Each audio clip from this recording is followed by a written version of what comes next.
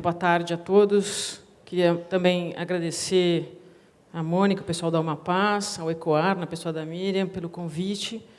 Tem uma apresentação que acho que eles vão colocar aqui na tela em breve, mas, enquanto isso não acontece, primeiro também me desculpar pelo fato da Maru não estar presente.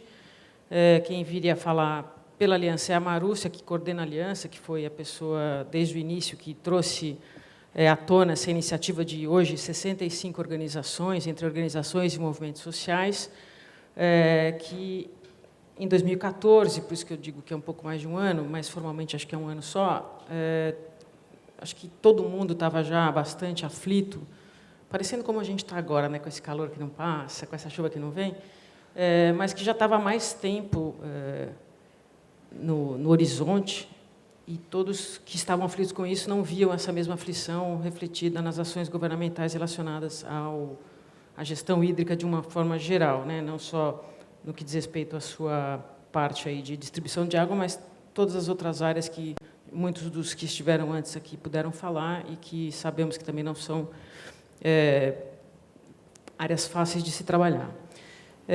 A Aliança, então, ela se constituiu a partir dessa aflição de várias organizações. Foi feita uma pesquisa inicial que procurou entender o que as organizações enxergavam como necessário fazer para períodos de curto, médio e longo prazo. Essa pesquisa muito rápida e estratégica, de início, já pontuou algumas ações que todos viam como importantes e quase que se constituíram, portanto, de uma forma organizada num plano de trabalho. E a Aliança, para também ficar muito claro para todos que não a conhecem, muitos daqui já ouviram muitas vezes o que eu vou falar, então me perdoem por não ter tantas novidades, mas a Aliança não é uma organização per se, ela é uma coalizão de organizações, ela não tem um CNPJ, ela não pretende tê-lo, é uma situação onde, possivelmente, no futuro, ela sequer continue a existir. A ideia da Aliança é poder exatamente convergir esforços de uma série de organizações que têm histórias diferentes, objetivos diferentes, atuações na área de recursos hídricos diferentes e, portanto, somadas fazem mais forte cada uma das suas ações e, no conjunto, também as suas propostas.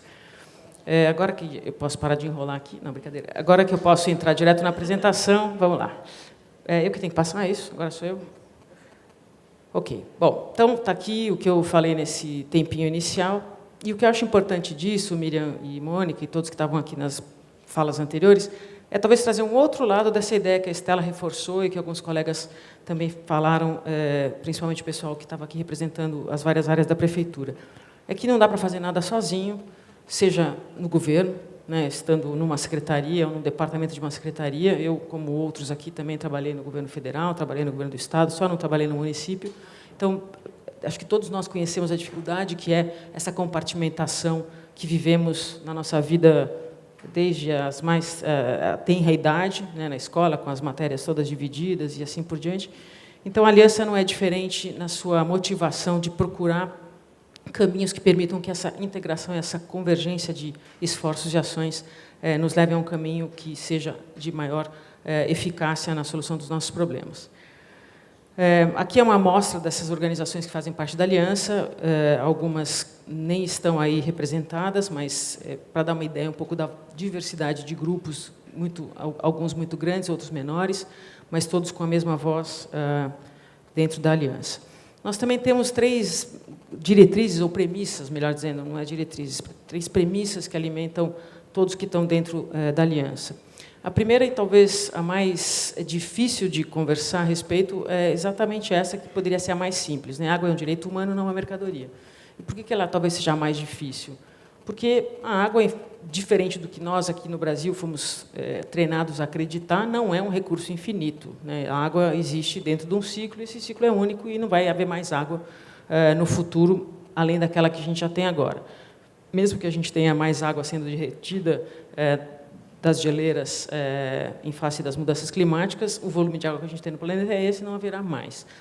No entanto, o que a gente também sabe é que não dá para você ter um serviço de distribuição de água que não tenha custos, né? Então, existe uma discussão complexa, a Estela mencionou brevemente sobre ela na questão de tarifação desse recurso e de vários processos que levam a essa tarifação, que agora mesmo a gente vai discutir um pouco mais adiante em breve. A Sabesp declarou hoje querer já propor um novo aumento das taxas de água em 8,5%.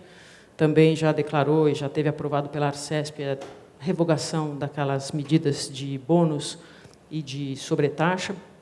Então, não é um assunto simples de se lidar, mas tem que ser enfrentado por todos nós, e o que nós queremos, eu vou falar disso de novo mais à frente, mas eu vou falar agora para poder repetir de novo, é que sejamos ouvidos a cada uma dessas mudanças propostas em regras que muitas vezes nos interessa dizer se queremos que mudem, não queremos que mudem, e se queremos que mudem, de que forma que queremos que mude, que não é muito bem o que acontece na nossa situação atual.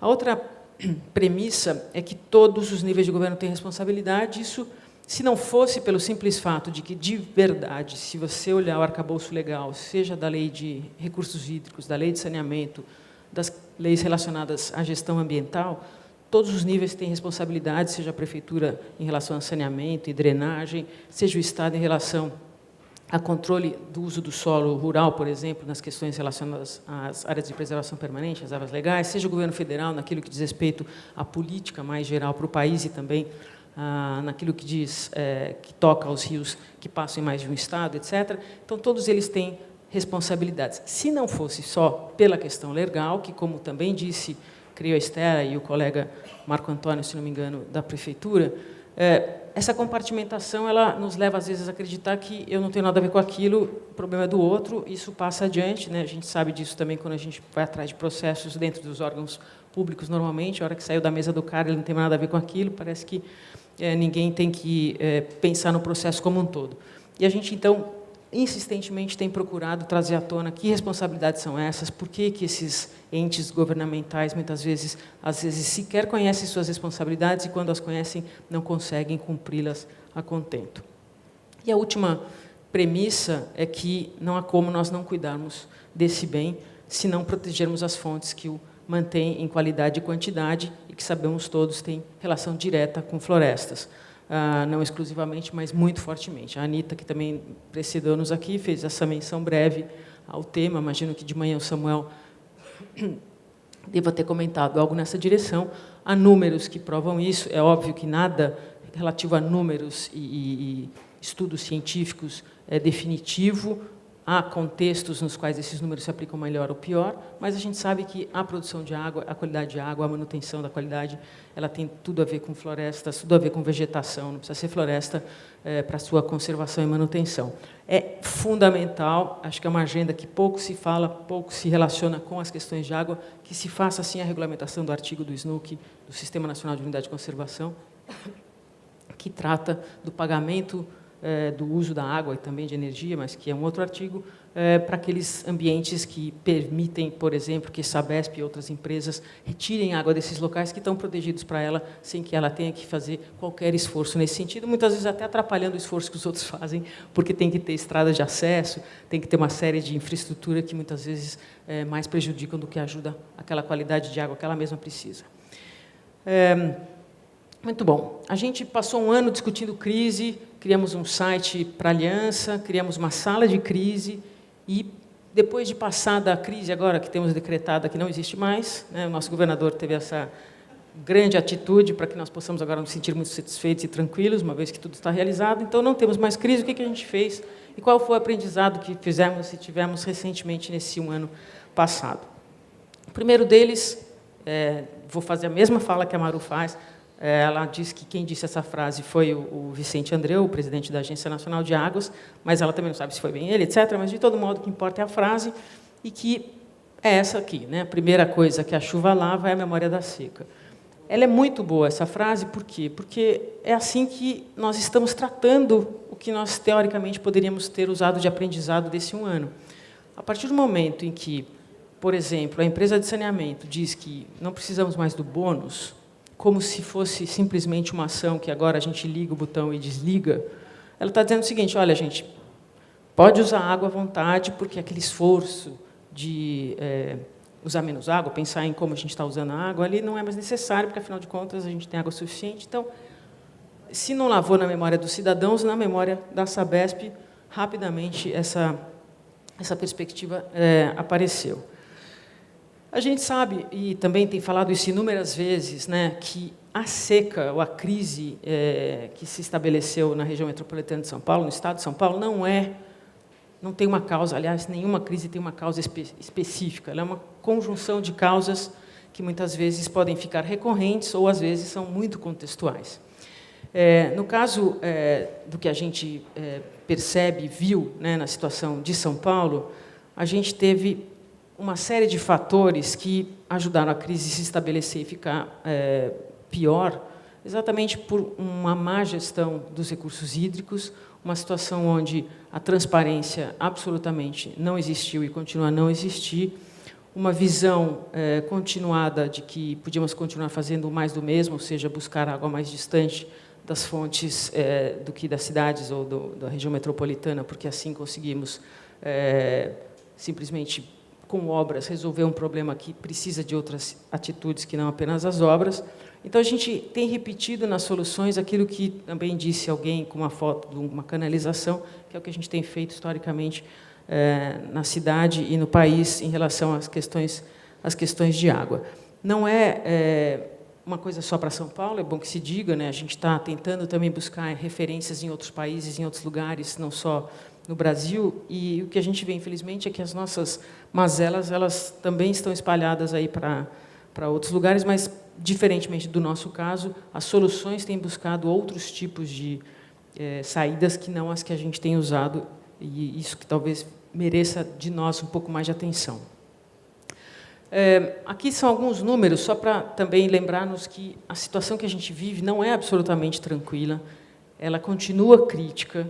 Nós não estamos num momento em que, pelo simples fato de termos saído do volume morto, que sequer deveria ser considerado nos índices que são empregados para informar a população, essa saída é uma saída de circunstância bastante específica, né? Tivemos um verão generoso do ponto de vista da sua comparação com os verões anteriores, mas na média, na comparação com a média. E o fato de nós termos um pouco mais de água do que tínhamos nessa situação nos anos passados não deve nos deixar confortáveis, muito pelo contrário, deve nos deixar em estado de alerta, exatamente buscando entender tudo o que fizemos de positivo para conseguirmos ter passado da fase mais aguda, estarmos agora numa fase, vamos dizer assim, que o paciente respira, já consegue reconhecer os parentes, mas não está pronto para sair do hospital. Então, o que a gente tem visto é que essas informações continuam a desinformar a sociedade.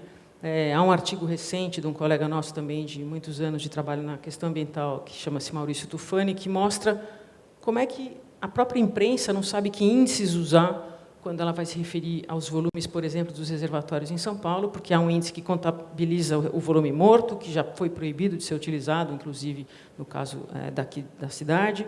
Há um outro índice que soma, mas que divide por um número que não faz sentido, enfim. Então, ter informações que desinformam, talvez fosse melhor nem as tê-las. Isso é o que eu estava me referindo ainda agora. A gente, vocês todos sabem que quem define ou não, né, a condição de uso, volume de água que pode ser retirado, etc., para o Cantareira, tanto da AE, que é a agência estadual para essa situação, quanto a ANA. E tanto um quanto o outro já deixaram bem claro que não é para nós usarmos, ou a Sabesp, no caso, usar esse volume, uma vez que ele não está disponível, seja para utilização agora, seja para contabilização como água que teríamos nos nossos reservatórios à disposição de todos nós. Aqui a gente entraria numa discussão que é muito importante que a gente faça rapidamente. Acho que todos vocês acompanham os jornais, então, como eu disse de início, a Sabesp já propôs um aumento, a Sabesp já propôs e já foi atendida pela Arcesp sem nenhuma negociação com a Secretaria de Recursos Hídricos, que a gente tem a notícia, com a sociedade muito menos, de retirada de bônus e da sobretaxa.